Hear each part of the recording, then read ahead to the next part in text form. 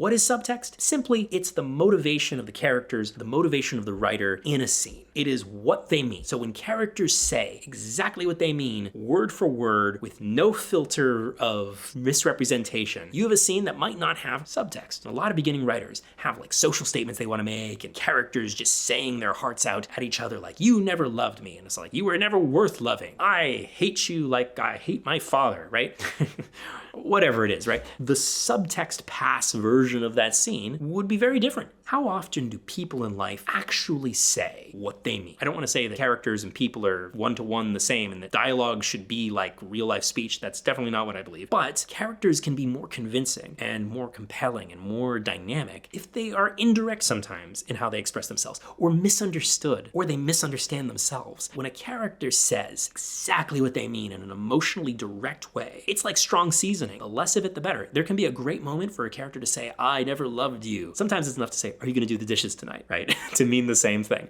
It can be so fun to think about, okay, how can a character fail to express themselves? How can a character be passive aggressive? How can a character be under the surface? Now let's cover 2 tools you can use to write subtext in your scenes. The hidden agenda. Simply put, a character has a secret in the scene they're not expressing. They have something to say that they're not saying. The simplest example of this is a character lying. Character fabricates something to another character in the moment. And if they do that in a way that is convincing and compelling without being so on the nose, you would probably have some subtext going on. How would a character who's bad at lying lie? Or how would a character give themselves away? Like, there's so many interesting conversations you can have with yourself as a writer to like make a scene more interesting, right? I'm not saying to just arbitrarily like, well, everybody has a hidden agenda and everybody's lying to each other all the time. No, that's not really interesting, but it's just one way to sort of be like, okay, the dialogue's really on the nose. Think about how a character has like a lie or a secret in the scene. That might shape the gravity of how the words on the page are digested. The second tool is opposite action. Basically, have a character do something that is totally contradictory with what they're saying. Make their actions contradict their words. It's harder to have a scene with no subtext if that is happening, right? So maybe like have a character say, I love you so much, baby, while they're texting somebody who they're having an affair with, right?